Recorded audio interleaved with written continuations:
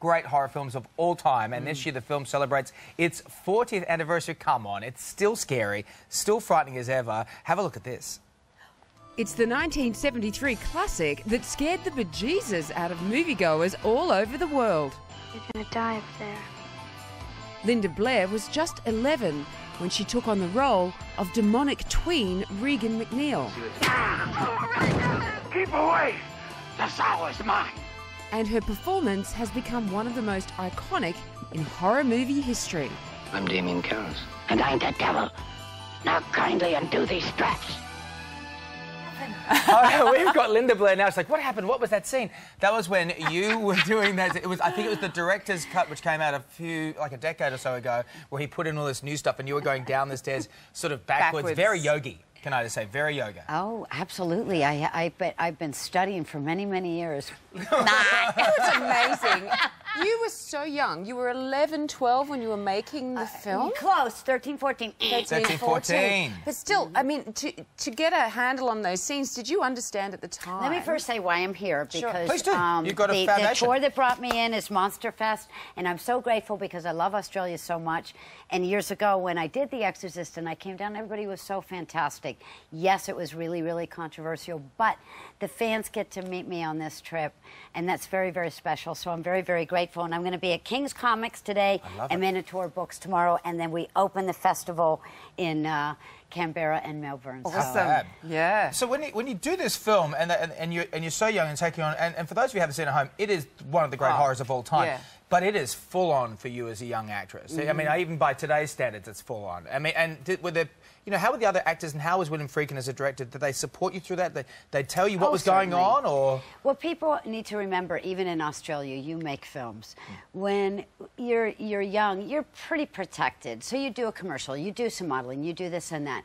As an adult, you understand things a whole lot differently. But as a young person, I still had to go to school. I still had to do many things. Everything is in these little snippets. So you have a 2-shot, you have a 3-shot, you have this. The room was really cold. The makeup was very intense. I mean, it took us about a year and a half to make the film. So there was no continuity for me. And as a child, you're like, whatever. you throw it away. Yeah. Then when it's put together and you add the sound effects and you add all those little underlying things, and I encourage people, listen to the dialogue. Watch not just the visuals, but listen to what Billy Friedkin, the director, does. He assaults you with sound effects and different things. The dialogue was not in the original screenplay.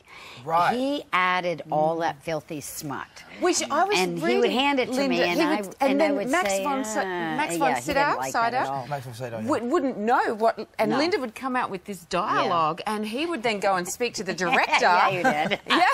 I saw it right here. He went like this. It's wow. Like, oops. We had Ellen Burstyn on the show last year as well, and she was Isn't talking about wonderful? She's an amazing actress. I mean, what was it like working? I mean, having that sort of strong, amazing actress as well. Did she give you tips at the time? Because she coaches as well. She came to me and she said, anything that you need, you let me know. But we rehearsed and rehearsed and rehearsed. So when you do that much rehearsal, it becomes second nature. And so when you have that type of actress, and that's the point of hiring good actors, the ones that you can't see the work being done. It's not just being a Barbie doll and going through the action.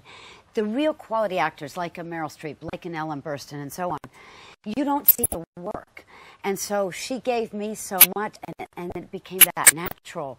And I learned so much working on the film. Can I ask you, the folklore and sort of urban myth of movies like this, or like Poltergeist and stuff, is that something happens on the set and someone might die, and they go, oh, it's the curse of the set. Yes. Did you ever feel that? I mean, was there anything that you felt like, hey, maybe this is real? What's going on? No, I did. Honestly, from a child, a biography, and I'll talk about everything. But I never felt any of that. All I felt, when it's over, when do I ride my horses again? Oh, yeah, See, my mom would take me out on the weekends so I could ride the horses and the animals, which, I have one of the largest foundations, Linda Blair, worldheart.org. You can go to my website and try to do what I can around the world, but it's one of the largest animal rescues in America. Here's just, like some of the dogs I do. I do large dogs because they're in dire need in America. And I do as much environmental work as I can. I did a book called Going Vegan, which we'll have at the autograph signings as well. Where'd you go? And I just had a hernia operation, and I think some people know about it. Yeah, about 2 weeks ago. So I encourage everybody, look, make sure you don't have a hernia, because I feel so much better. You're in great shape, though. Did you just go vegan? Is that what that is? No, I've been a vegan for since 1991, I think. Wow. Yeah, a long time. With your animal shelter, I was reading too that after Hurricane Katrina, you went down and you actually personally rescued a lot of dogs that had been left homeless. Do you remember last animals. year, I think over near Brisbane or in Queensland, you had all the massive flooding? Yes. So that was, and I'm so sorry, everybody. The world is changing and the environment, and that's the work that I do. People need to know we have to be emergency prepared, and you have to think about your animals. It doesn't matter where in the world you live.